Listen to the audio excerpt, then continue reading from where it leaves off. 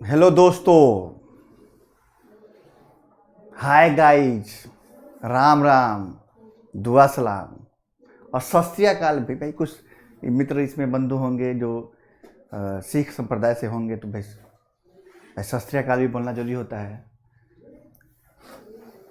ये है परिचय। कहते हैं ना कि शुरू में आते हैं टीचर लोग, यूट्यूबर लोग बोलते हैं कि हेलो गाइज, हेलो ये, तो हमको हेलो हेलो ना को नहीं आता है। हम भाई शुद्ध गांव के ठेठ हैं। ठीक है, चलिए कोई बात नहीं ये सब बात तो नहीं करना है। बात ये है कि हम लोग जो क्लास स्टार्ट किए हैं 68वीं बीपीएससी के लिए, और टाइम कम है। 12 फरवरी आज का नया कैलेंडर जारी कर दिया गया है, उसमें भी डेट कंफर्म 12 फरवरी को रखा गया है, कोई चेंजेज नहीं है।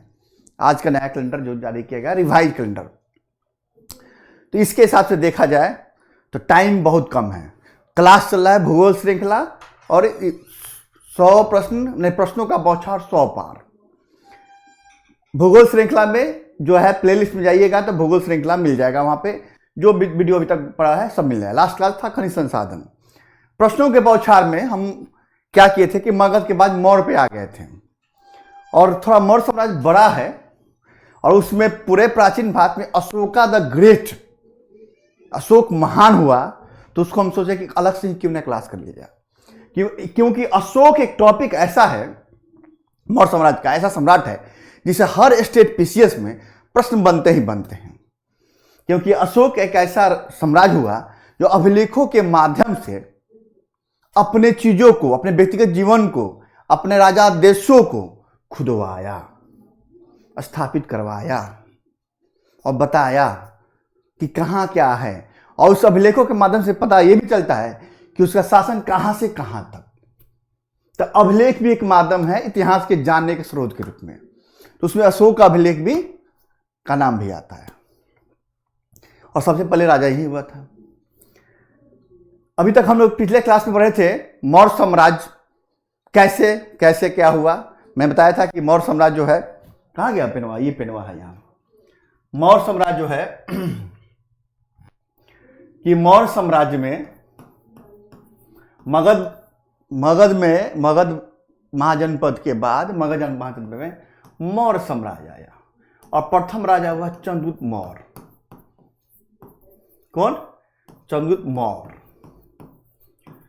जो भाई 298 तक 322 ईस्वी से लेके ईसा पूर्व से लेके 298 ईसा पूर्व तक शासन किया, और साउथ में जाके श्रवणबेलगोला यानी चंद्रनगरी कर्नाटक में वो सल्लेखना पद से क्या कर लिया, अपना शरीर का त्याग कर दिया। तो प्रश्न ये बनता है, बेलगोला, हाँ, प्रश्न ये बनता है, इस पे प्रश्न को चर्चा किए थे कि प्रश्नों के माध्यम से ही बौछार करते हैं हम, और उसी के माध्यम से आप लोग बताते हैं कि क्या क्या कहानी है, किस राजा का कौन सा तथ्य। तो दक्षिण भारत जब गया, कर्नाटक विजय का उल्लेख, भाई हमने बताया कि कर्नाटक गया होगा तो वहां भी इनका साम्राज्य होगा, क्यों जम्बूद्वीप की अवधारणा थी। तो इस कर्नाटक विजय का किस तमिल ग्रंथ में, एक प्रश्न है जो हम आज सुबह रीडिंग कर रहे थे, तो देखें कि भाई प्रश्न आया हुआ प्रश्न है यूपी पीसीएस में कि कर्नाटक जो है, कर्नाटक विजय यानी दक्षिण विजय का उल्लेख किस तमिल ग्रंथ में है इसका। तो अहनारूर बोलते हैं इसको। अहनारूर में ये उल्लेख हुआ है कि दक्षिण पर भी विजय प्राप्त किया था इसने, तभी तो गया होगा वहां पे। वो मगध में अकाल आया, भद्रबाहु गुरु के साथ वहां गया। इसके बाद आया बिंदुसार, और इसी समय चाणक्य इसका गुरु था, और चाणक्य के अर्थशास्त्र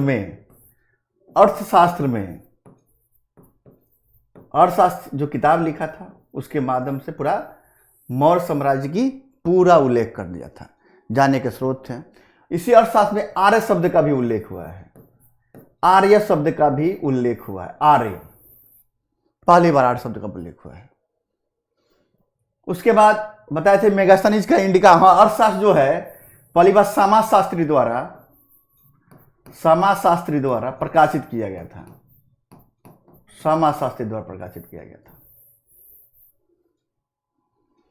फिर बताए थे कि मेगास्थनीज का इंडिका है, इसके माध्यम से जानने का स्रोत है। तो इंडिका का प्रकाशन जो हुआ था, अंग्रेजी में अनुवाद जो हुआ था 1891 ईस्वी में, कहीं 90 मिलता है, कहीं 91 मिलता है, ठीक है। उसको लेके घबराना नहीं है कि क्या है, 91 है कि 90 है। मैक्रिनल, क्या नाम था? मैक्रिनडल अंग्रेजी नाम है, हिंदी में अशुद्धता आ जाती है, इसका नाम था मैक्रिनाडल, यानी मैक्रिनडल बोलते हैं। इसने इसका अंग्रेजी में अनुवाद किया था 1891 ईस्वी में। कब? 1891 ईस्वी में अंग्रेजी में अनुवाद किया था इसका। यह भी प्रश्न पूछा गया है, ठीक है। फिर बिंदुसार आया, बिंदुसार आया और बिंदुसार ने भाई शासन किया। इसी के पुत्र के रूप में अशोक की चर्चा मैं आज करूंगा, अशोक का चर्चा मैं करूंगा। इसके पुत्र तो बहुत थे, बहुत से ग्रंथों में मिला है, कहीं बोलता है कोई 100 पुत्र है, कहीं बोलता है कि 96 पुत्र है, कहीं बोलता है 16 पुत्र है। इस पे चर्चा नहीं करना है। इसमें 3 फेमस पुत्र थे। सुसीम, मैंने बताया था सुसीम को तक्षशिला का क्या नियुक्त किया था? गवर्नर नियुक्त किया था। दूसरे थे अशोक, ये अशोक, इनको अवंती यानी उज्जैन का गवर्नर। और एक और फेमस पुत्र था इनका तिस्म, कहीं तिस्म मिलता है, कहीं तिस्म मिलता है। ये तिस्म, तक्षशिला में विद्रोह होता है तो अशोक जाता है उस विद्रोह को दबाने के लिए। चलिए, ये तो वह बात। और इसी समय चाणक्य की मृत्यु होती है और खलाटक को ये बनाता है अध्यक्ष। खलाटक को बनाता है अध्यक्ष, खलाटक को अपने मंत्रिपरिषद का अध्यक्ष बनाता है। मगर कुछ समय बाद ये होता है कि राधा गुप्त भी इनके मंत्री रहते हैं। राधा गुप्त भी मंत्री रहते हैं। किनके? बिंदुसार के मंत्रिपरिषद के अध्यक्ष राधा गुप्त रहते हैं। तो अशोक के बारे में कहानी ये है, थोड़ा मिटा लें, मिटावना से, इलेक्ट्रॉनिक्स मिटावना से देखिए। अब चलते हैं अशोक पे हम लोग।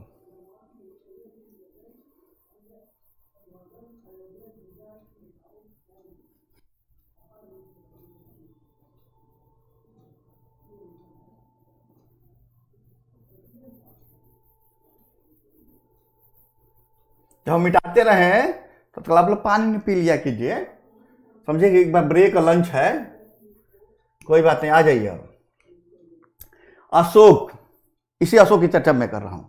इनका शासन काल जो चला 273 ईसा पूर्व से लेके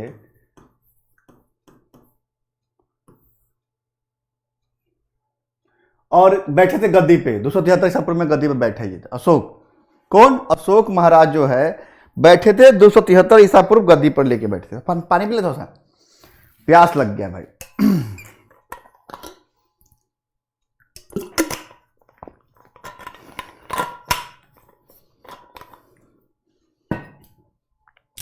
और 232 ईसा पूर्व तक ये बैठे थे, ठीक है।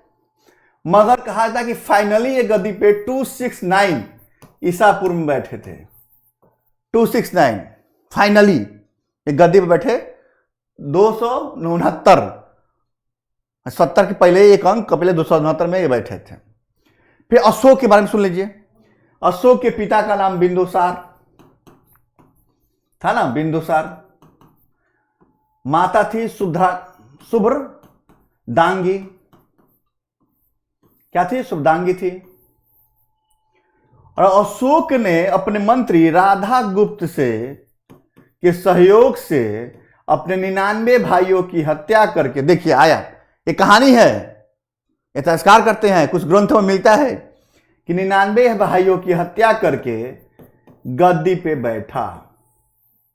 उसमें सुसीम जो था, क्योंकि बिंदुसार की पहली पसंद सुसीम था, उसकी भी हत्या इसने किया और ये बैठा गद्दी पे। भाई इनकी पत्नियां भी थी भाई। क्या? पहली पत्नी देवी या महादेवी का जिक्र होता है, कहता है देवी और महादेवी थी एक। दूसरी थी संघमित्रा थी, असंघमित्रा। एक थी पद्मावत, पद्मावती या पद्मावत, जो कुणाल इनका पुत्र था उसकी मां थी, कुणाल की मां। एक पत्नी थी करवकी, जिसका अभिलेख, रानी अभिलेख में इसका जिक्र मिलता है, करवकी इसका भी जिक्र मिलता है, और इसका पुत्र हुआ तीवर, और रानी अभिलेख में इन दोनों के नामों का जिक्र मिलता है। ठीक है।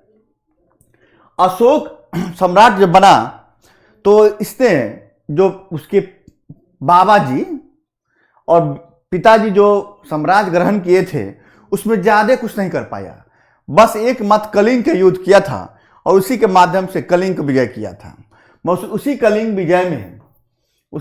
विजय में जब वो अपने कब शासन के फाइनल स्थापना के शासन के 8वें या 9वें वर्ष 261 ईसा पूर्व में कलिंग युद्ध किया, और कलिंग की राजधानी तोसली थी, और इसके राजा थे नंदराज, इसको हराया, और इसमें बहुत बड़ी क्या हुआ, संख्या में लोगों का मरते देखा। तो उसके मन में आया कि भाई इतनी हत्याएं करके हम शासन करेंगे, तो तुरंत वो भेरी घोष से, भेड़िया की तरह शिकार करता था, भेरी घोष से सीधे पहुंच गया धम घोष अपनाया इसने। क्या नहीं, ये सब नहीं चलेगा, हम शांतिपूर्वक जीवन जिएंगे और मुझे शांति से जीने दो भाई। इस कलिंग युद्ध का वर्णन कहां कहां मिलता है, तो हाथी गुफा अभिलेख, जो खारवेल का हाथी गुफा अभिलेख था उसमें भी मिलता है, और इसी हाथी गुफा अभिलेख में पहली बार भारतवर्ष की चर्चा की गई है। उसके बाद 13वें जो इसका शिलालेख होगा, 13वां शिलालेख, जब पढ़ेंगे, हम आगे पढ़ेंगे, बृहद शिलालेख में 8 बृहद शिलालेख में 14 राजाज्ञाएं खुदी है। उसी 14 राजाज्ञाओं में 13वें शिलालेख में इसकी चर्चा मिलती है, किसकी, कलिंग युद्ध की चर्चा मिलती है, कलिंग युद्ध की चर्चा मिलती है। और यहीं से ये धम घोष यानी बौद्ध धर्म अपना लिया, और कहीं कहीं पुस्तकों में निग्रोध का नाम मिलता है, निग्रोध। ठीक है, सिंगली संहिता में, सिंगली जो श्रीलंका की संहिता थी, अनुसंहिता थी, उसमें निग्रोध का नाम मिलता है, मगर उपगुप्त ने इसे बौद्ध धर्म में दीक्षित किया, और ये बौद्ध धर्म अपना लिया, और एक धम अपनाया। धम एक सामाजिक आधार है, कोई धर्म नहीं है, सामाजिक आधार है। और इस धम का पाली भाषा में उपयोग किया गया है, धम के रूप में किया गया है, पाली भाषा में धम। और ये धम लिया कहां से गया है, पूछा जाता है, राहुलोवाद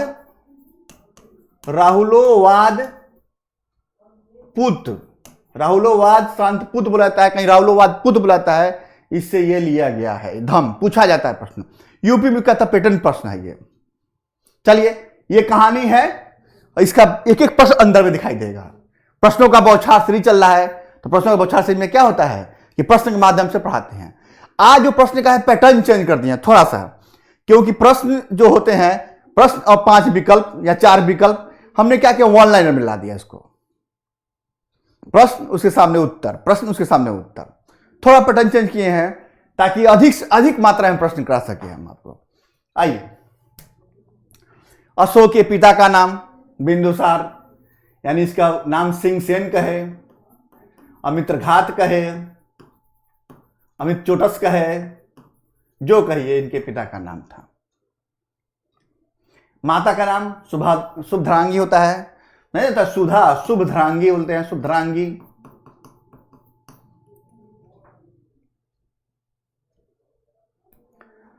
अशोक के अन्य किन नामों से जाना जाता है इनको, अशोक का नाम बहुत थे, जैसे पुराणों में अशोक वर्धन, बाकी अभिलेखों में देवनाम प्रियदर्शी, मगर 4 ऐसे अभिलेख मिलेंगे, मास्की बताएंगे, गुर्जरा, नेतूर और उदय गोलम, यानी ट्रिक हुआ मूंग। इस मूंग ट्रिक में मास्की, उदय गोलम, नेतूर और गुजरा, ये चारों में इनका नाम ओरिजिनल नाम अशोक मिलता है। और मास्की अभिलेख में तो इनको बुद्ध शाक भी कह दिया गया है, बुद्ध शाक भी कह दिया गया है इनको, ठीक है। मगर चारों में ओरिजिनल नाम अशोक मिलता है, बाकी नाम जगह मिलता है तेवनाम पीदसे मिलता है इनका नाम। जब बिंदुसार की मृत्यु होती है, मृत्यु होती है, तो उसमें अशोक कहाँ का गवर्नर था? अभी बताया था ना कि अशोक उज्जैन का गवर्नर था। और बिंदुसार ने विद्रोहियों को दबाने के लिए अशोक को कहाँ भेजा था? तो तक्षशिला भेजा था, जहाँ सुसीम यहाँ गवर्नर था, और विद्रोह हुआ तो गया वहाँ भी। ऐसा ही नहीं कि यहीं पे गया था, खस और नेपाल में विद्रोह हुआ तो वहाँ भी गया था दबाने के लिए। और नेपाल में ललित पाटन नामक नगर बसाएगा। तो अशोक का प्रथम विवाह वही शाक जाति की ब्राह्मण पुत्री देवी या महादेवी से, किसे? देवी या महादेवी से इनकी जन्म हुआ था। अनपत्नी वह तिक्सा रक्षित, इनका नाम पत्नी अनपत्नी बताए थे ना कि एक था तिस रक्षिता, क्या? तिस रक्षिता इनका नाम था, अनपत्नी थी। उसके अलावा बताए थे पद्मावती, असंगमित्रा, करवाकी, पद्मावती से कुणाल का जन्म, करवाकी से तीवर का जन्म, ठीक है। पता नहीं गला फंस रहा है, थोड़ी तबीयत नासाज थी, इसीलिए मुझे आप लोग से क्या हुआ लेना था। अब लग रहा है जलवा जब जाता है ना तो लगता है कि हाँ एनर्जी आ गया, ठीक है। और असंगमित्रा जो थी इनकी पटरानी थी। नहीं देखिए, राजा के बहुत से रानियां, उसमें एक पटरानी होती है, मुख होती है। वहीं अशोक की पटरानी कौन थी? असंगमित्रा। और जो देवी और महादेवी थी, उन्हीं से जन्म हुआ था किसका? पुत्र महेंद्र और पुत्री संघमित्रा का। पुराणों में इनका नाम अशोक वर्धन आया ना प्रश्न। मास्की अभिलेख में इनका नाम क्या कहा गया? बुद्ध शाक। अभी अभिलेख आएगा तो फिर बताएंगे, चर्चा करेंगे। बुद्ध शाक था। अशोक की पुत्री कौन थी? संघमित्रा। जिनकी मां कौन थी? देवी या महादेवी। एक पुत्री चारुमती भी थी। इनके पुत्र कौन थे? महेंद्र की माता का नाम देवी या महादेवी। कुणाल किससे हुए थे? पद्मावत से हुई थी। तीवर किसे? करवकी से। और जालौक इसका एक पुत्र था जो शासन किया कश्मीर पे, जिसमें राजतरंगिणी में उल्लेख मिलता है कि कश्मीर पे एक अशोक का पुत्र जालौक शासन किया था।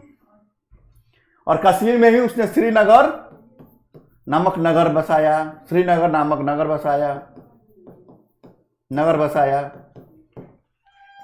तो उसने बताया ना कि 8वें वर्ष, एकमात्र युद्ध के 8वें वर्ष कलिंग युद्ध किया था, जो अपने जो 269 उसका ओरिजिनल जो है गद्दी पे बैठने का डेट, उससे 8वें वर्ष या 9वें वर्ष, कहीं बुक में 9वें मिलता है, 8वें 9वें वर्ष वो कलिंग का युद्ध किया था।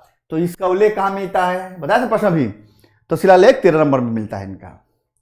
कलिंग विजय के उपरांत अशोक महान किस धर्म को अंगीकार किया? तो बौद्ध धर्म को अपनाया।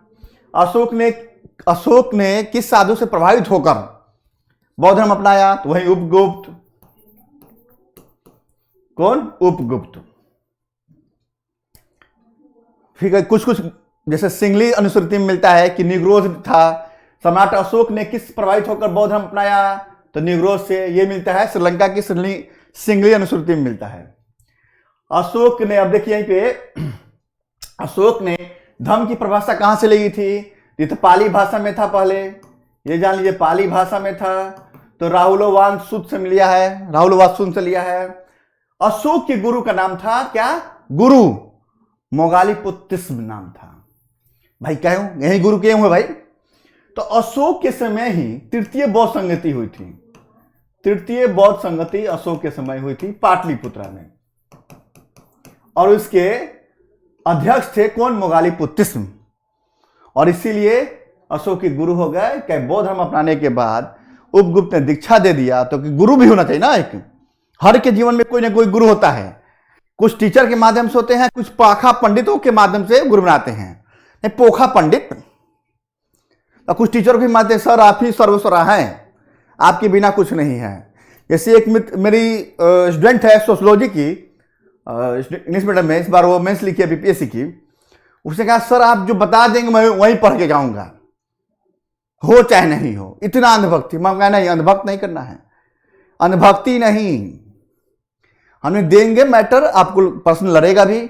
और उसने पेपर देते निकलते उसका मोबाइल लिया और मुझे मैसेज किया और कल किया कि सर आपने जो बताया है वो प्रश्न छप गया था, एकदम डिट्टो प्रश्न छप गया था। एक नहीं 4 प्रश्न छपे था उसके, और बहुत खुश थी। देखिए रिजल्ट तो भाई ऊपर वाला का है, उसने जो लिखा है सही लिखा होगा उसने। तो अशोक के गुरु कौन थे? मोगालिक पुत्र में थे।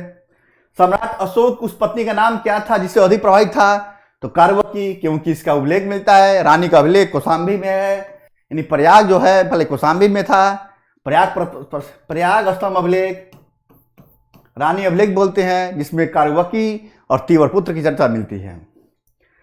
अशोक के बारे में जानकारी देने वाला प्रत्यक्ष प्रमाण क्या है? वही अशोक के शिलालेख।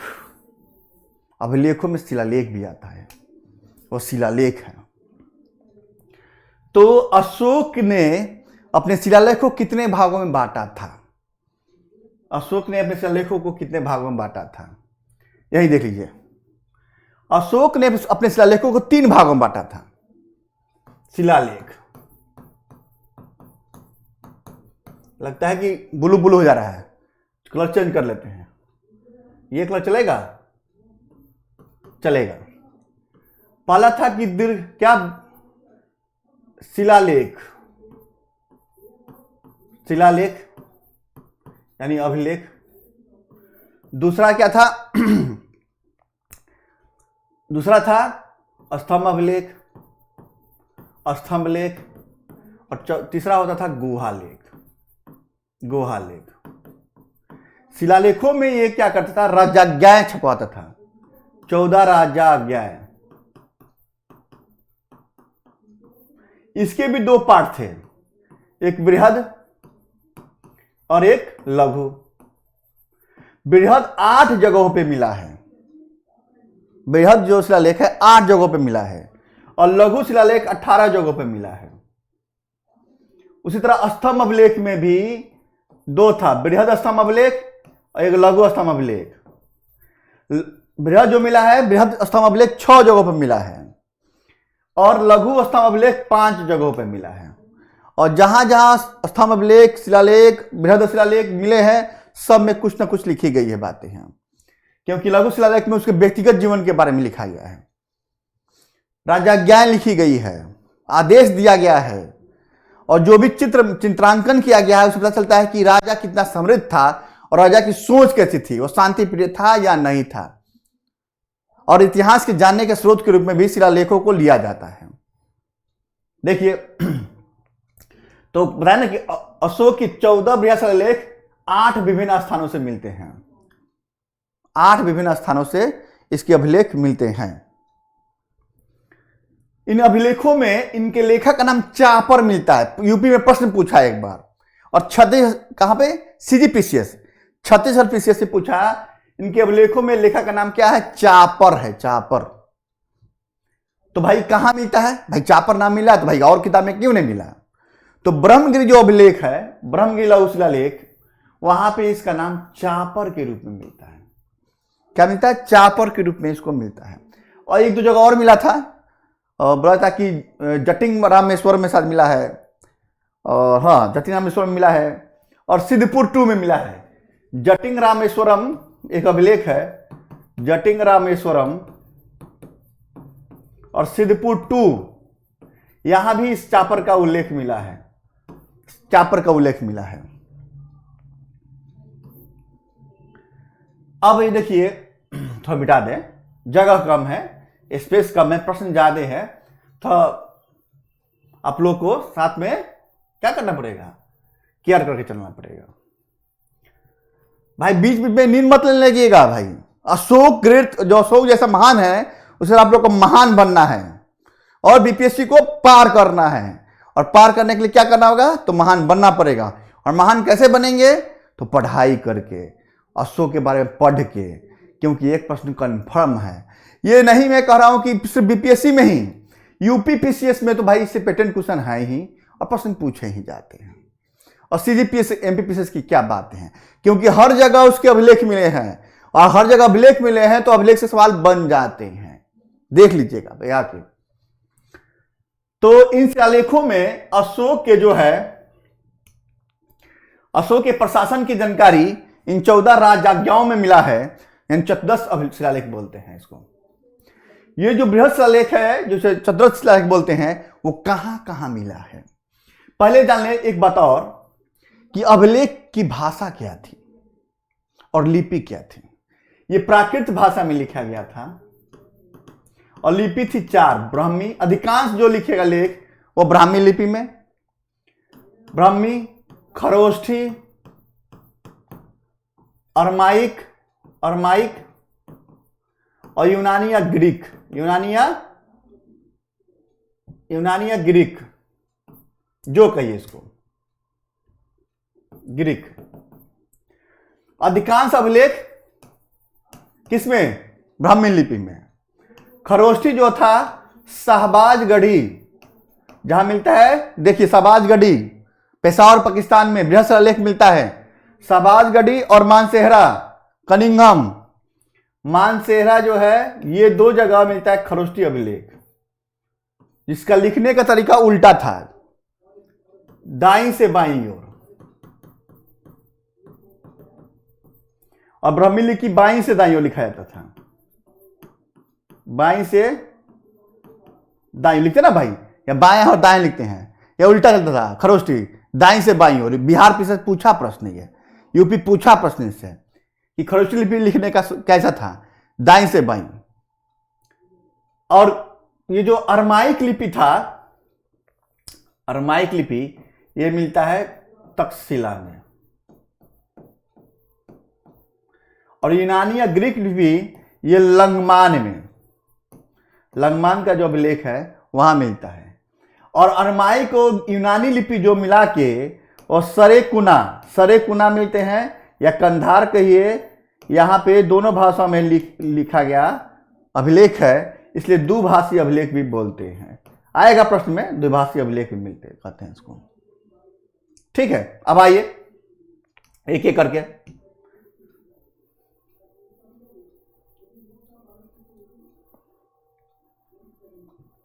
प्रश्न पे आए थे, देखिए। सर आप लोग भी कहते हैं सर गुजर मुझे लिखते रहते हैं। अरे क्या करे, इतना फैक्ट है, मुंह से जो निकलता है फैक्ट है। हर किसी ने किसी यहाँ में पूछा गया है, क्या करे, सब बताना पड़ता है। नहीं तो आप लोग कहे सर जी ये छोड़ दिए हैं, कैसे काम चलेगा? का भैया पढ़ाओ ना भैया, तो आजकल ये प्रश्न छोड़ दे तो बड़ा, तो वो नहीं करना है, सब पढ़ाएंगे।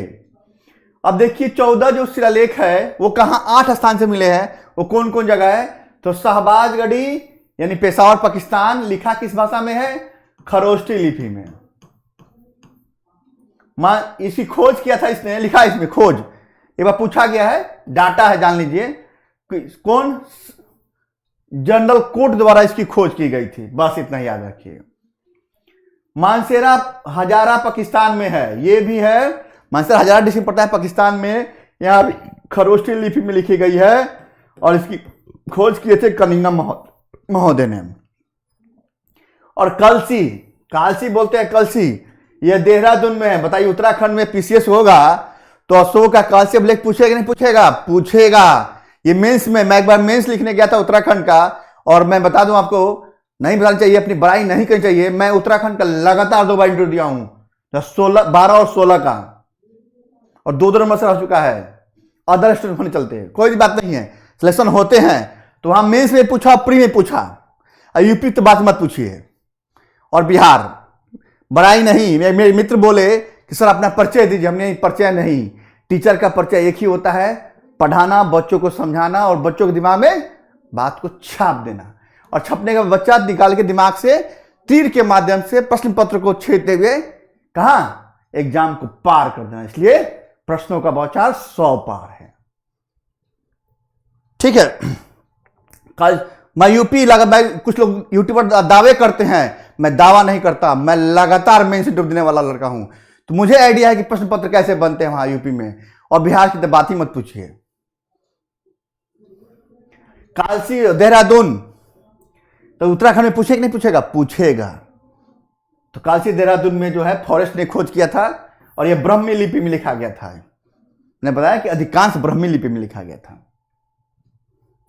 गिरनार गुजरात, गिरनार जो है गुजरात जो है, कल बताए थे ना, जूनागढ़ का अभिलेख गिरनार पर्वत पे गुजरात वाला कन्नटाड ने खोज किया था इसका।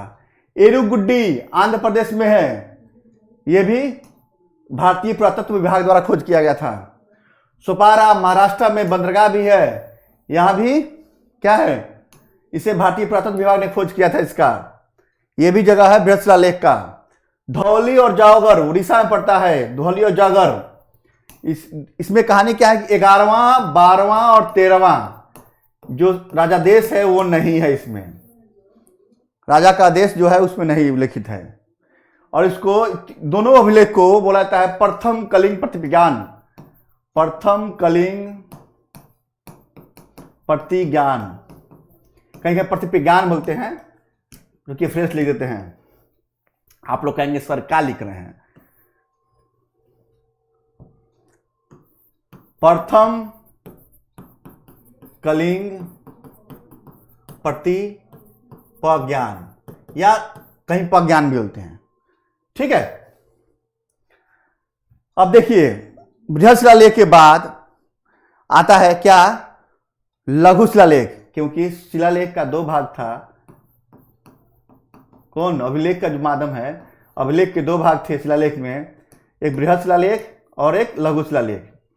तो पहले हम लोग इसमें आ गया है, पहले स्तंभ, तो स्तंभ बाद में चर्चा करेंगे। पहले हम लोग हाँ इसे जान लीजिए कि स्तंभ लेखों की संख्या कितनी थी, तो 7, कहीं 6 मिलता है, क्या कि 2 पार्ट में था, बृहद में 6, लघु में 5। ठीक है, किस लिपि में लिखी गई थी, तो ब्राह्मी लिपि में लिखी गई थी, जो प्रश्न आ गया। अशोक स्तंभ कहाँ कहाँ प्राप्त हुए हैं, स्तंभ अभिलेख वही 7 है लेख, 6 जगहों से प्राप्त हुए हैं, 7 लेख है, 6 जगहों से प्राप्त हुए हैं। अब देखिए लघु शिलालेख, यानी बृहद जो शिलालेख का पाठ था बृहद शिलालेख, उसमें लघु शिलालेख की मैं बात कर रहा हूं, जो 18 जगहों से मिला है। सबको याद नहीं करना है, बस याद करना है इंपॉर्टेंट। जैसे एमपी वाले, एमपी पीसीएस एग्जाम में 21 मई रट लीजिए, रूपनाथ कहां पे, मध्य प्रदेश के जबलपुर, कहां पे, मध्य प्रदेश के जबलपुर जिले में है, वो एमपी वाले के लिए फेमस है। गुर्जरा, ये भी एमपी में आएगा, मध्य प्रदेश के दतिया डिस्ट्रिक्ट में। और बिहार वाले याद कर ले, बीपीएससी के लिए छपा प्रश्न है, कहां लघु शिलालेख है, तो बिहार में सासाराम। देखिए सासाराम कर दिया, सासाराम कौन, रोहतास सासाराम वाला बेल्ट है, जहां शेरशाह का मकबरा भी था।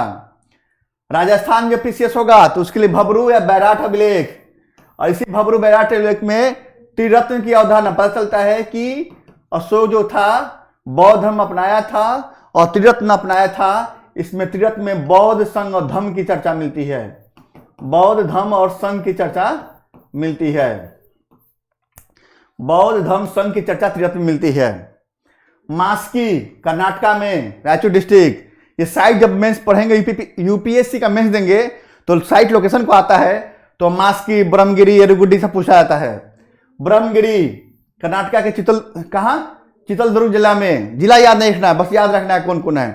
तो बताइए कि मास्की, ब्रह्मगिरी, गुर्जरा, याद है ना ट्रिक, मास्की, यानी मास्की अभिलेख में इसको क्या कहा गया है, बुद्ध शाक कहा गया है।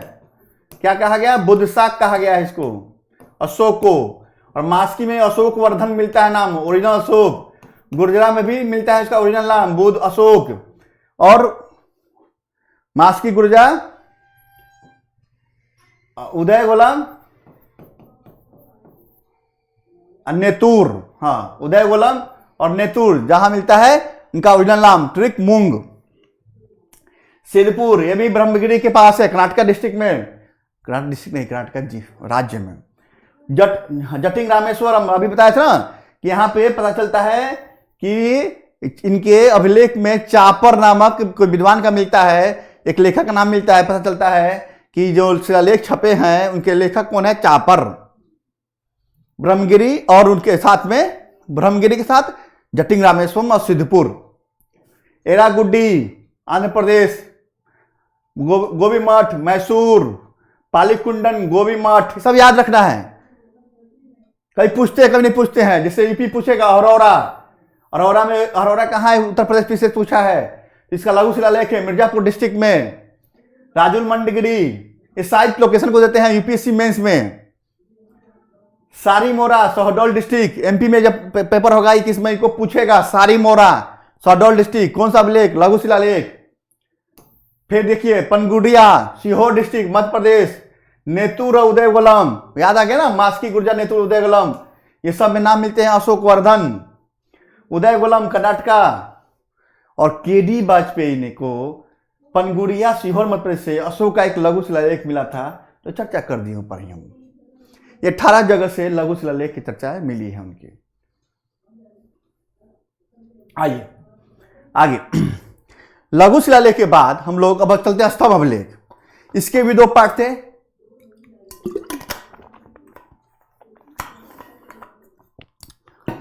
इसके भी 2 पार्ट थे, बृहद स्तंभ अभिलेख और लघु स्तंभ अभिलेख। बृहद स्तंभ अभिलेख 7 स्तंभ अभिलेख थे बृहद, 6 जगहों से, और लघु वाले 5 हैं। प्रयाग स्तंभ अभिलेख, पहला लघु स्तंभ अभिलेख देखिए कौन कौन, आप शुरू कीजिए। ये बृहद स्तंभ अभिलेख है प्रयाग, यानी पहले कौशाम्बी में था, यानी रानी का अभिलेख बोलते हैं इसे। इसी में करवकी और तीवर का चर्चा मिलता है, करवकी पत्नी और तीवर उसकी पुत्र के रूप में। और इस स्तंभ लेख को अकबर ने इलाहाबाद में किले में स्थापित कराया। और रानी का अभिलेख पूछे या कौशाम्बी का अभिलेख पूछे, प्रयाग स्तंभ लेख में चर्चा करना है। इसी प्रयाग स्तंभ लेख में अकबर के अलावा इसमें बीरबल की भी चर्चा मिलती है और समुद्रगुप्त की भी चर्चा मिलती है, समुद्रगुप्त, और जहांगीर की भी चर्चा मिलती है। अकबर स्थापित कराया था, जहांगीर की चर्चा मिलती है, अकबर ने स्थापित कराया था। और अशोक तो है ही प्रयाग स्तंभ लेख में। पूछा गया प्रश्न यूपीपीसीएस में, अशोक, समुद्रगुप्त, बीरबल और जहांगीर, इनकी चर्चाएं मिलती है। अशोक ने तो स्थापित करा दिया इलाहाबाद किले में। अब आइए दूसरा जो अभिलेख है, दिल्ली टोपरा। थोड़ा सा स्पेस कम कर दिए हैं मेडिटिपी वाले, हमने बोला था कि थोड़ा सा स्पेस रखिएगा क्योंकि पढ़ाने में सुविधा होती है। और क्या कीजिएगा, उनको भी कहीं जाना था, जल्दी था, पार्टी था, शादी ब्याह का मौसम आ गया, लड्डू इंतजार कर रहा था, रसगुल्ला, तो गोलगप्पा का रसगुल्ला खाने के लिए भागे हैं। क्या कीजिएगा, मौसम है, शादी ब्याह, बर्थडे बना लेंगे इसी बहाने। पैसे भी खर्चा होते हैं भाई, 200-300 लगाएंगे और 700-800 खा जाएंगे, ये तो चलता है, कोई बात नहीं। हम लोग भी जाते तो वही करते हैं। आप लोग तो स्टूडेंट तो भाई पूछे ही मत। हम भी जब स्टूडेंट थे, लाइफ था मेरा, तो जाते थे, देखते थे कहाँ भाई पार्टी है भाई, चुपके पहुंचे, एकदम टाइट से तैयार और होके एकदम पूरा पहुंच जाते थे, खा पी के टाइट चल दिए। जब लड़का पूछे तो हम कहते लड़की पक्ष से, या लड़के पूछे लड़का पक्ष से। अब लोग समझदार हो गए हैं, प्लेट सिस्टम हो गया है, वो सब कोई बात नहीं। दिल्ली टोपरा, दिल्ली टोपरा जो अभिलेख है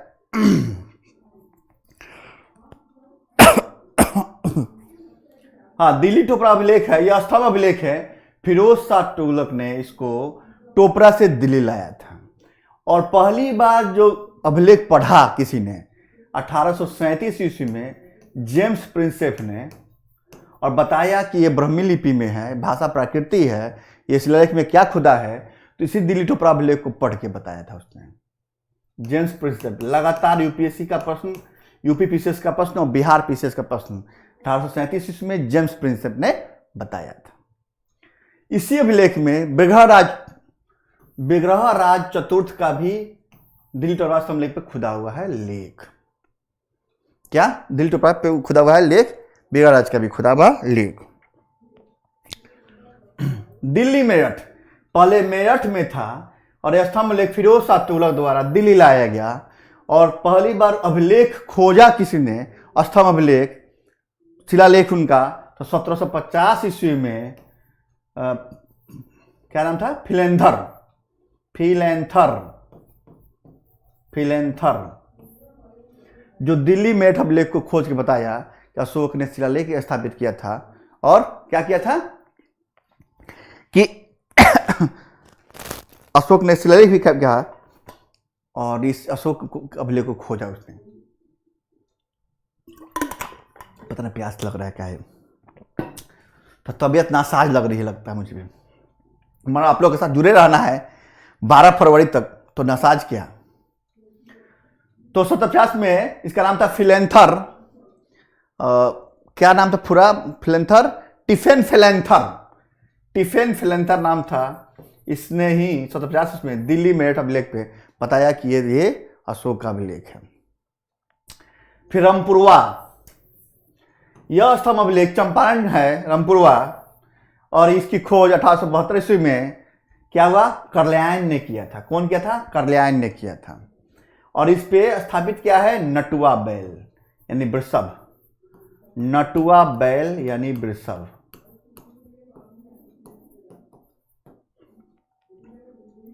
फिर एक लौरिया अरेराज है, वो चंपारण में ही है। अरेराज बहुत फेमस मंदिर है, शिव के मंदिर है वहाँ चंपारण, पूर्वी चंपारण में, और अनुमंडल भी है, वहीं पे है लौरिया अरेराज। एक अभिलेख है लौरिया नंदगढ़, यह पड़ता है चंपारण बिहार में, वेस्ट चंपारण में पड़ता है ये।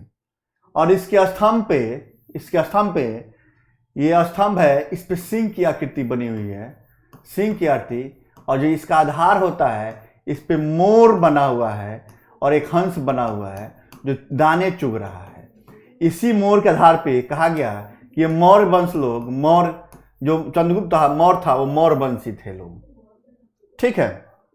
उस कला में सिंह का चित्र और कहाँ कहाँ मिलता है, तो सिंह का चित्र, एक सिंह, मात्र एक सिंह बना हुआ है, एक लाइन, बसाड़ में मिला है, बसाड़ में मिला है एक सिंह, एक सिंह। और सांची और सारनाथ में 4 सिंह, चारों पीछ किए हुए हैं पीछे अपने, और चारों के मुंह सामने से दिखाई दे रहे हैं, ठीक है।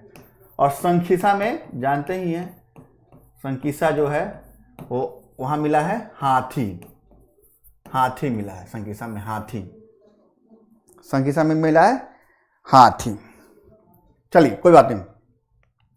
और धौली जोगर की कलिंग प्रजापति पृथक शिलालेख है, ये मैं चित्र किया भी है पहले ही। अब ये लघु स्तंभ अभिलेख जिसमें अशोक की राजकीय घोषणाएं हुई है।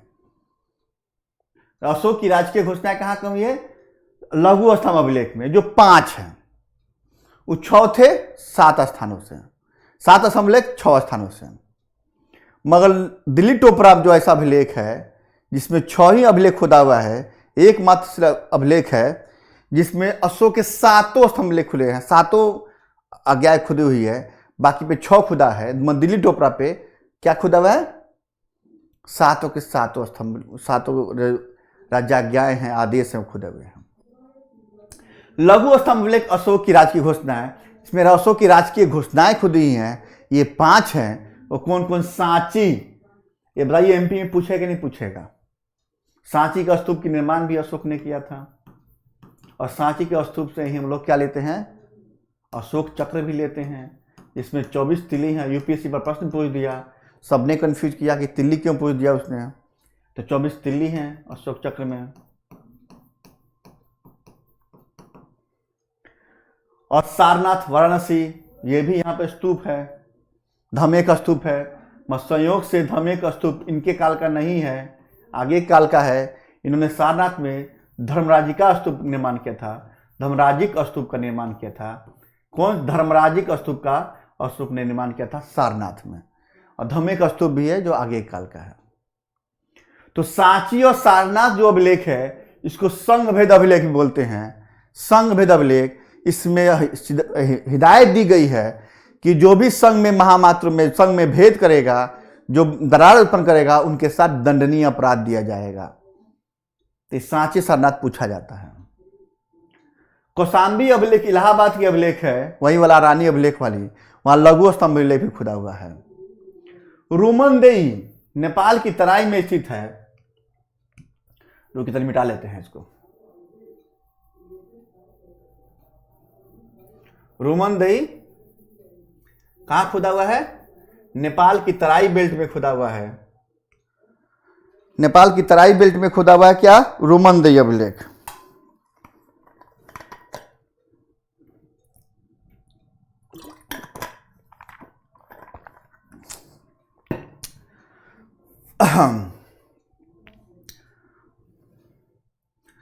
रोमनदेही नेपाल की तराई में स्थित है और ये इनका जन्मस्थल था किसका? महात्मा बुद्ध का। लुम्बिनी ग्राम में गए और जब 20वें वर्ष की यात्रा पे वो पहुंचते हैं वहां पे, ठीक है, 10वें वर्ष की यात्रा पे पहुंचेंगे गया।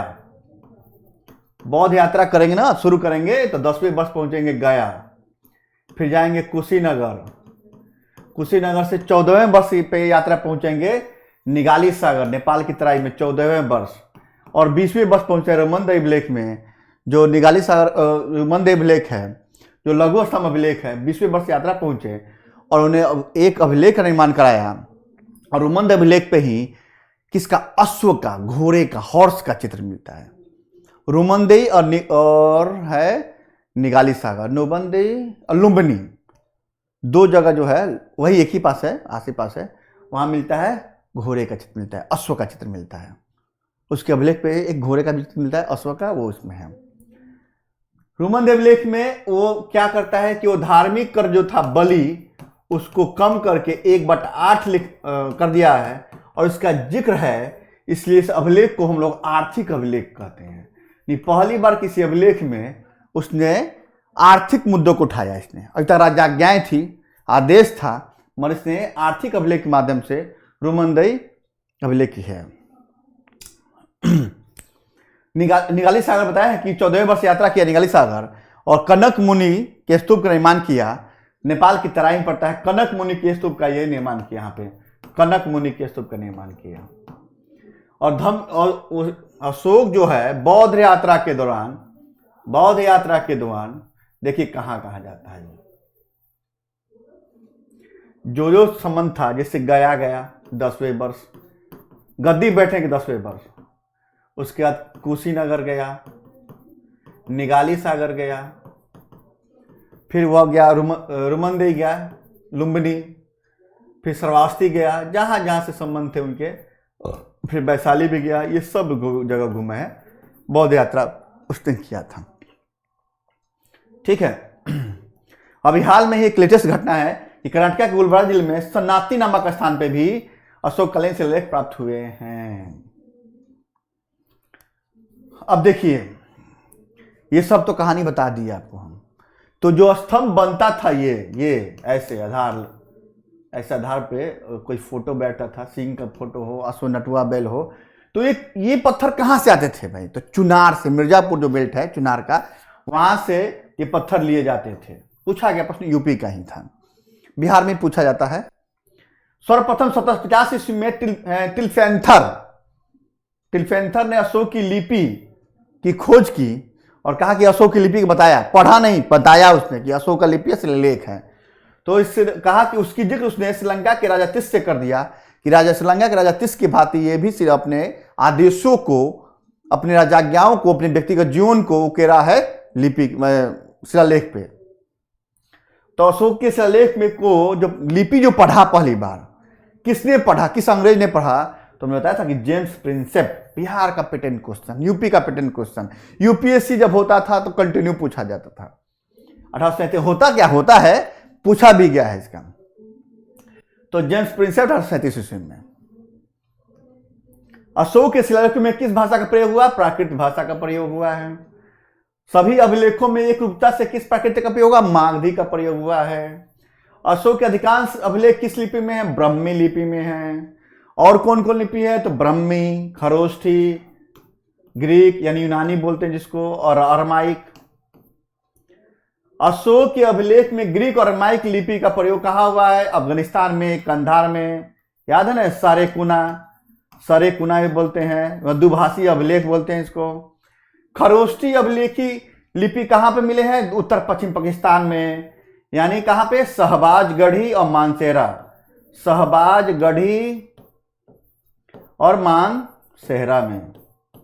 मानसेरा में क्या मिला है? इनके खरोष्ठी लिपि का उपयोग हुआ है। हमने बताया था कि बिहार में पूछा प्रश्न है कि खरोष्ठी लिपि क्या है। खरोष्ठी लिपि दाईं से बाईं लिखी जाती थी और ब्राह्मी लिपि बाईं से दाईं लिखी जाती थी, बाईं से दाईं लिखी जाती थी। अशोक अभिलेख भारत के अलावा और कहां पाया जाता है? तो अफगानिस्तान में, वही कंधार वाला अभिलेख, दुभाषी अभिलेख, सेरेकुना अभिलेख, अरमाइक ग्रीक या यूनानी लिपि में। अशोक का सारेकुना कंधार अभिलेख किस लिपि में है? ग्रीक या अरमाइक में। अशोक अपने राज्याभिषेक के 10वें वर्ष वो क्या गया? बोध गया और 20वें वर्ष वो लुम्बिनी रुमनदेही अभिलेख स्थापित किया। लुम्बिनी गया, नेपाल की तराई में पड़ता है। देखिए एक एक प्रश्न बता दिए कि नहीं। अशोक का सबसे छोटा अभिलेख कौन सा है? तो रुमनदेही का। हाँ, सबसे छोटा अभिलेख है रुमनदेही का, सबसे छोटा अभिलेख है रुमनदेही का।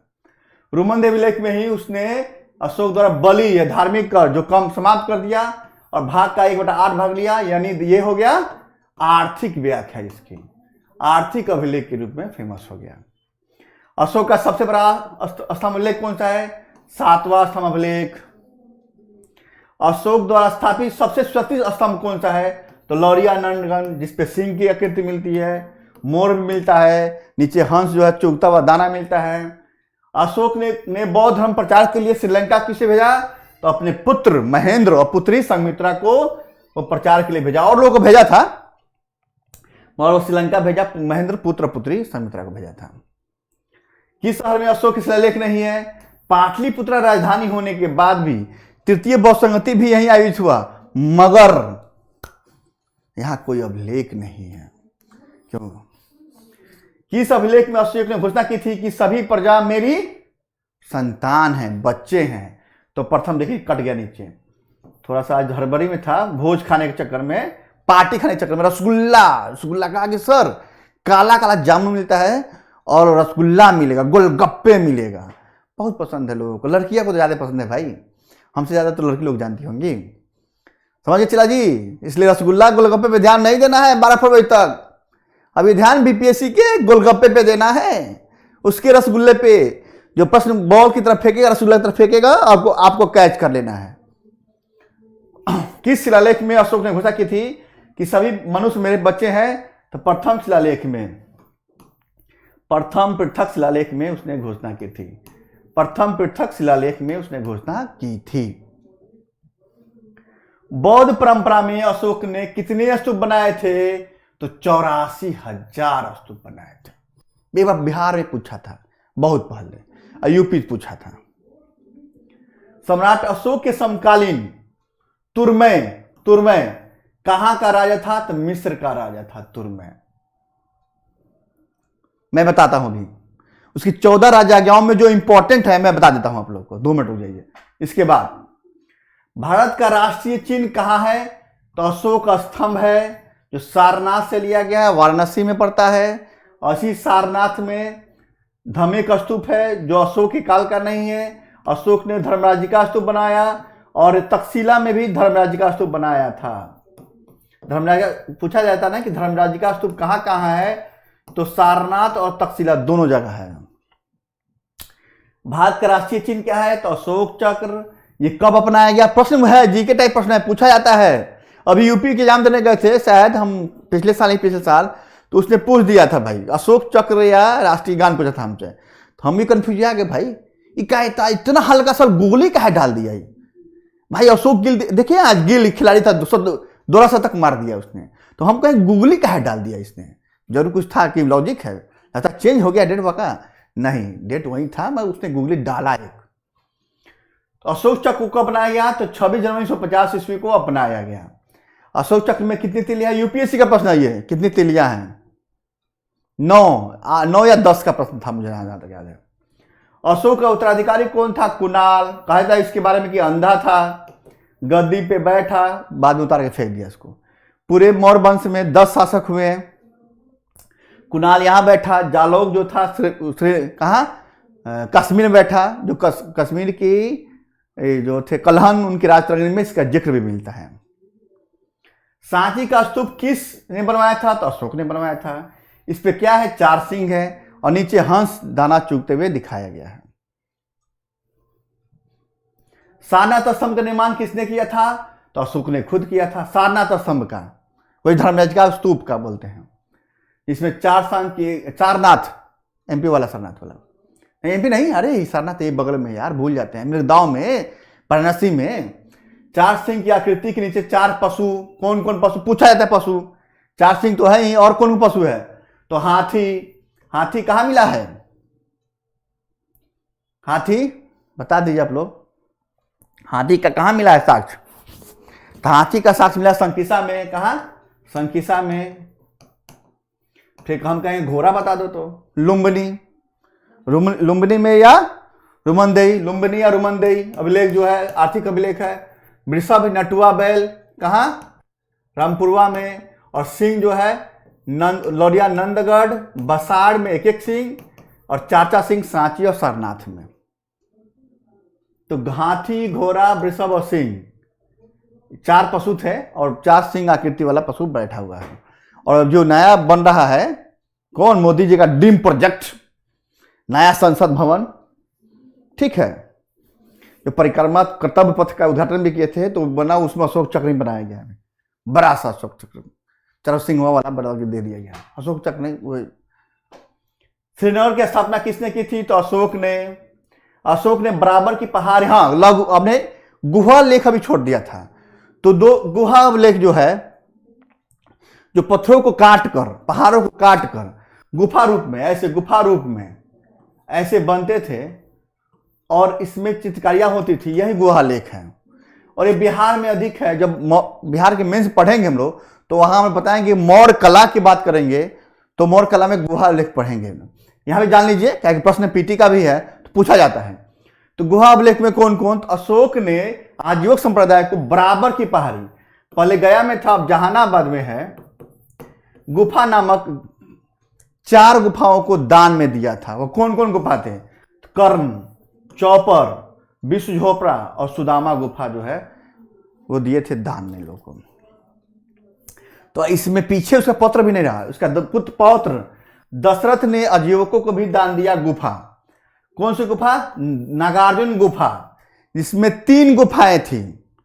गोपी, ये बराबर की पहाड़ी में, नागार्जुन पहाड़ी में, गोपी, लोमरसी और बर्थिका, ये 3 गुफाएं दे दिया उसने आजीविकों को दान में। टोटल 7 गुफाएं दान ही दे डाला, बना के ले जा भाई आजीविकों को, ऐश करो उसी में। और आजीवक संप्रदाय के जानते हैं मखलीपुत्र गोसाल इसके संस्थापक थे।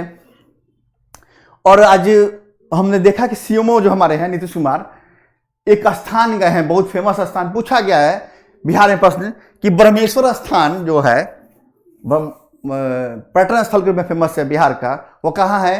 तो है बक्सर डिस्ट्रिक्ट में ब्रह्मेश्वर स्थान। और बक्सर में ही नील गाय के शोध केंद्र बनाए गए हैं, और बक्सर में ही चौसा का मैदान भी है। चलिए, विश्व के नगरों की रानी के रूप में किस मौर्यकालीन शहर का कहा जाता है? विश्व के नगरों की रानी वो है पाटलिपुत्रा को कहा जाता है, विश्व के नगरों की रानी के रूप में। और पाटलिपुत्र का स्थापना उदयन किया था, हर्यक वंश वाला, जो कुसुमपुर नाम से था। और पाटलिपुत्र में चंद्रगुप्त मौर्य ने लकड़ी का महल बनाया था, जो कुम्हरार में अभी संरक्षित है, ठीक है। और पाटलिपुत्रा के नगर प्रशासन का वर्णन इंडिका ने मैगजीन में किया गया था कि 6 समितियों द्वारा 5 मेंबर 30 मेंबर के माध्यम से नगर प्रशासन था। नेपाली ब्रोथा कहा गया, इंडिका में कहा गया, कहा है मैगजीन इंडिका में पाली ब्रोथा। और कहा कि 80 स्टेडिया लंबा, 16 किलोमीटर लंबा, और 15 किलोमीटर 15 स्टेडिया चौड़ा, 3 किलोमीटर चौड़ा है। और उसके बाहर दीवार से घिरे हैं, बुर्ज बने हुए हैं, लगभग 570, कहीं 550, कहीं 560 मिलते हैं। उस पर जिक्र नहीं करना है, बुर्ज बने थे। ये मेंस में भी एकदम विस्तृत से लिखना है आपको, कोई बात नहीं। अब भाई स्तूप, अब भाई आप कहेंगे ना कि स्तूप कैसे बनता है, तो लीजिए ना स्तूप भाई, इसे आसान क्या है फिगर। मौर्य साम्राज्य के 10वें और अंतिम शासक का नाम क्या था? बृहदत्त था। और पटना पाटलिपुत्र वर्तमान में बिहार की राजधानी भी है क्या? और पटना में खादी मॉल खुला है, पटना में ट्रैफिक पार्क बन रहा है, पहला टेक्सटाइल पार्क गया में बन रहा है। ये सब ज्यादा बताए थे आप लोग को हम। इसका सबसे लास्ट शासक हुआ बृहदत्त, जिसके बाद पुष्यमित्र शुंग ने 185 ईस्वी में इसकी हत्या करके और शुंग वंश की स्थापना करेगा, उसका होगा मौर्योत्तर काल। और हमने चर्चाएं की अभी जस्ट इसके पहले कि आप लोग को हम 14 राजाज्ञाएं हैं, उसमें फेमस कौन कौन है मैं बता देता हूं, एक बार सुन लीजिए आप लोग।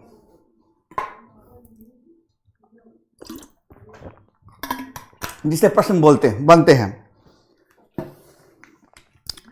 उसमें है, देखिए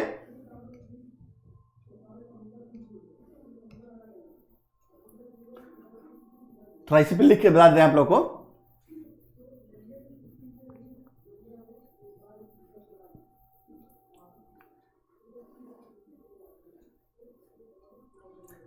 चौदह की मैं बात कर रहा हूं। तो पहला जो है जिसमें, अरे कहां जला गया भैया, ला भैया ब्लू क्रश करते हैं।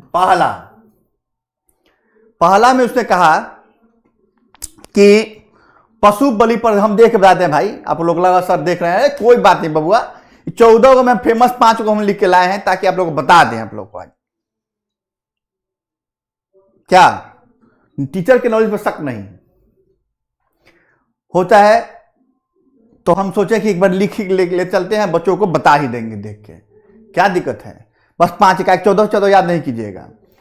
पहला कहा कि पशु बलि पर निंदा किया उसने, कहा कि जो पहले हमारे किचन में 4-5 गो मोर 10 गो बन जाता था हिरन विरन, सब बंद करो भाई, क्या कि हम शांति प्रिय हो गए, धर्म की बात है, अहिंसा की बात करेंगे हम लोग, हिंसा की बात नहीं करेंगे। और सभी मनुष्य मेरी संतान है, इसने ये कह दिया। दूसरा में उसने कहा कि हम तो कल्याण करेंगे ही करेंगे अपने राज्यों का, पड़ोस में भी चिकित्सा जो स्वास्थ्य केंद्र चिकित्सा केंद्र खुलवाएंगे ताकि उन लोग का भी कल्याण हो जाए। क्या दूसरा में उसने यही कहा। और कुछ राज्यों का जिक्र कर दिया, कहा कि ये राज्य जो है इसको छोड़ के मेरा प्रांत है। कौन? सत्यपुत्र, केरल पुत्र, पांडराज, ये कहा कि ये मेरा पड़ोसी राज है, मेरा दूसरे राजज्ञ में उसका लेख है, शिलालेख में जो है लेख है। तीसरे में उसने क्या कहा कि तीसरे में कहा कि महामात्र जो है हर 5वें वर्ष दौरा करेंगे, महामात्र हर 5वें वर्ष दौरा करेंगे, 5वें वर्ष। इसलिए बोले थे उस बचवा को हम स्लाइड बना देने के लिए 14 राजाज्ञाओं का, मगर उसने क्या किया, थोड़ा भूल गया। वही पता ना कि पार्टी खाने जाना था तो कहा कि सर थोड़ा सा आपसे रिक्वेस्ट है, मैं बोलूँगा क्या है, तो सर आप थोड़ा सा पेज पर लिखे ही होंगे 4-5, उस बच्चे को बता दीजिएगा। तो हमने चलिए कोई बात नहीं, बच्चों को नॉलेज से मतलब है, काम से मतलब है, बस याद कर देना है, मेरा कर्तव्य यही है। तो पहले में है पशु बलि पर निंदा और सारी प्रजा मेरी संतान। दूसरे में कहा उसने कि पड़ोस में भी जन कल्याण की भावना रहेगा, चिकित्सा विद्यालय खुलवाएंगे, स्वास्थ्य केंद्र खुलवाएंगे। और दूसरा कहा कि जो पड़ोसी राज है मेरा, कौन? सत्यपुत्र, केरलपुत्र, पांड, चेर भी है, चोल, चेर, पांड, सत्यपुत्र और ताम्रपर्णी श्रीलंका, इसका जिक्र कर दिया।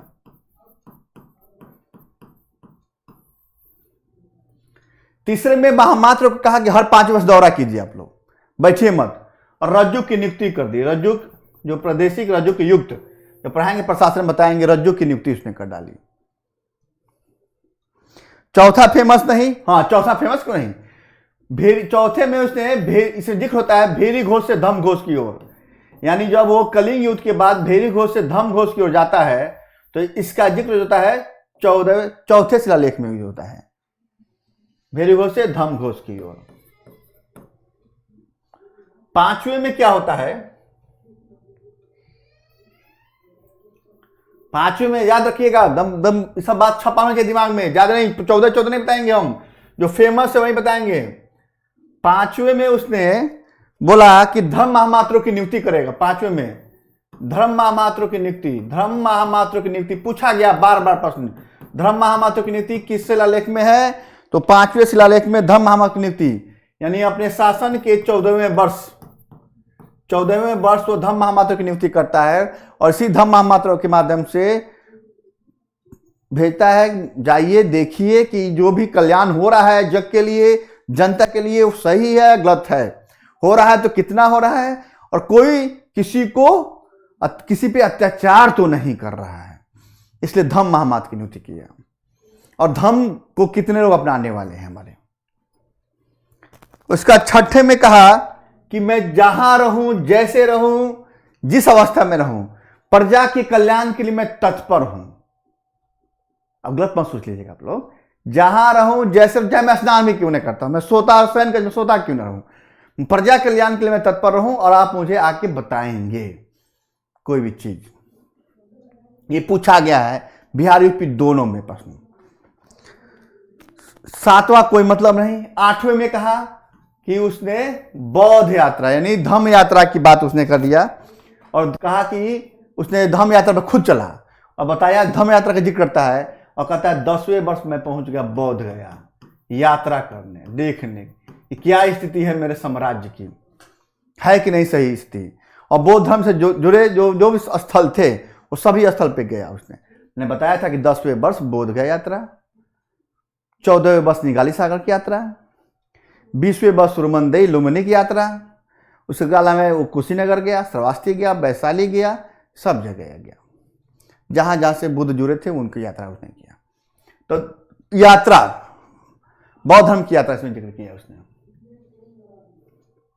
उसके बाद 14वें के बाद उसने 10वें पे कहा, 10वें में उसने कहा कि धम्म पर विशेष बल। अरे रे कहां चला गया, चला जी भाग जा रहा है ये। 10वें पे धम्म पर विशेष जोर दिया, धम्म पर विशेष जोर दिया इसने। और 11वें भी कोई फेमस नहीं है, धम्म की विशेषताएं बताया गया है, धम्म की विशेषताएं बताया गया है। यदि आपसे प्रश्न पूछ दे कि धम्म का जिक्र कहाँ है, त्रिरत्न का जिक्र कहाँ है, तो भाबरू अभिलेख जो बैराट में, जो जयपुर में है, वहां पे त्रिरत्न बुद्ध धम्म संघ का जिक्र किया गया है और मास्की में बुद्ध शाक कहा गया है इसको। ठीक है। और 13वें का नाम तो आप जानते ही हैं कि भाई उसने 13वें में कलिंग युद्ध का वर्णन कर दिया है 13वें अभिलेख में। और 12वां अभिलेख जो है उसका पहले जान लीजिए, 12वां वो धार्मिक सहिष्णुता की बात किया उसमें। उसने कहा कि सिर्फ ये नहीं कि बौद्ध धर्म मानने वाले लोगों को ही उनके साथ न्याय होगा, जितने भी लोग हैं, जैसे भी लोग हैं, जिस धर्म के मानने वाले सबके साथ उतना ही कल्याण की बात की जाएगी, भेदभाव नहीं किया जाएगा। प्रश्न पूछा, यूपी बिहार दोनों में पूछा गया प्रश्न है कि किस अभिलेख में धार्मिक सहिष्णुता की बात किया गया है, तो 12वें अभिलेख में किया गया है। और 13वें अभिलेख में कलिंग युद्ध का वर्णन प्लस जो ऊपर बताए थे, जो पड़ोसी राज है, चेर यानी केरल पुत्र, चोल, पांड,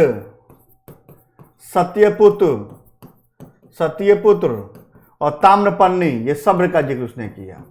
प्लस इसके अलावा उसने अपने पड़ोसी राज्यों का भी जिक्र, ये पड़ोसी राज्य है, कहा कि उसके अलावा कुछ और देशों का जिक्र किया जो पश्चिमोत्तर भारत में है, जम्मू द्वीप से बाहर थे। वो जम्मू द्वीप मतलब कहने का ये हुआ पश्चिमोत्तर भारत यानी अफगानिस्तान से बाहर है, उसकी बात कर रहा है कि इसके बाहर कौन कौन। तो कहा उसने तुरमय की चर्चा की है जो मिस्र से संबंधित है, तुरमय जो मिस्र के राजा के रूप में फेमस है, तुरमय। उसका दूसरा चर्चा किया, याद रखिएगा तुरमय पूछा गया है, ये कहां उल्लेख मिलता है। अंत्योक की चर्चा किया उसने, अंत्योक की चर्चा किया जो सीरिया नरेश था, सीरियाई नरेश था। कौन था? सीरियाई नरेश था। तीसरा चर्चा उसने किया, मग की चर्चा किया उसने, जो एपीएस का शासक था, मग, एपीएस देश थे सब, एपीएस की चर्चा किया। और प्लस उसने अतिकीन की चर्चा किया, किसकी? अतिकीन की चर्चा किया, अतिकीन, अतिकीनी बोलते हैं, अतिकीन बोलते हैं, जो बोला जाता है मेसोडोनिया से थे, मेसोडोनिया के नरेश थे, मेसोडोनिया के नरेश थे। उसके अलावा उसने 8वीं राजा, जंगली राजों की चर्चा किया। ठीक है, इसने जंगली राजों की चर्चा की है इसने। इतनी चर्चाएं मिलती है 13वें अभिलेख में, इसलिए फेमस है। ये हुआ पूरा अशोक, इन राजाओं का क्रम 10 में पहला, दूसरा, तीसरा, चंद्रगुप्त मौर्य, बिंदुसार, अशोक। और अशोक से ज्यादा प्रश्न पूछते हैं, हर स्टेट पीछे से प्रश्न पूछेंगे, क्योंकि अशोक का अभिलेख हर स्टेट में है, वो चाहे एमपी हो, चाहे राजस्थान हो, छत्तीसगढ़ हो, बिहार हो, उत्तर प्रदेश हो, हर जगह। और बिहार उत्तर प्रदेश के लिए तो पेटेंट प्रश्न है, एमपी में प्रश्न दबा के पूछते हैं, उत्तराखंड एवं उत्तराखंड भी। इसलिए याद रखना है अभिलेखों में हमसे। सो जाओ, बिहार में तो एक कंफर्म प्रश्न छपा ही छपा है, इसलिए इसको बार बार पॉज करके स्क्रीनशॉट लेते हुए देख सकते हैं, पढ़ सकते हैं, और इसको स्किप नहीं करना है। इसके अलावा जो भी वीडियो है वो प्लेलिस्ट में डाला हुआ है, उसको देख सकते हैं। और अभी तक जो भी टॉपिक चला है वो सब इंपॉर्टेंट टॉपिक, इससे एक ना एक प्रश्न आने ही आने हैं, चाहे वो किसी स्टेट विशेष में हो। अभी बिहार क्लास चल रही तो बिहार फेमस है। इसके बाद बिहार के बाद जो बच्चे चाहते हैं यूपी देना, उत्तराखंड देना, एमपी देना, वो भी इस वीडियो को देख सकते हैं। हाँ, एक काम जरूर कीजिए बीच बीच में, हमको मोटिवेट कैसे होगा, हम कैसे मोटिवेट होंगे कि सर आप तो पढ़ा रहे हैं, आपको हम मोटिवेट कैसे करेंगे। तो आपको आपकी तरफ से मोटिवेशन का तरीका मेरा एक ही है, बस आप लोग बीच में लाइक ठोक दिया कीजिएगा, और जो क्लास चल रहा है उसको शेयर कीजिए दोस्तों के बीच में, प्लस जो सब्सक्राइब नहीं किए हों वो सब्सक्राइब कर दीजिएगा। यही मेरा मोटिवेशन है, इसी मोटिवेशन से मैं संतुष्ट हूँ, ताकि और मोटिवेट में कहोगे तो और मोटिवेशन आपको पढ़ाएंगे भी। इसी के साथ ही जय हिंद, जय भारत साथियों।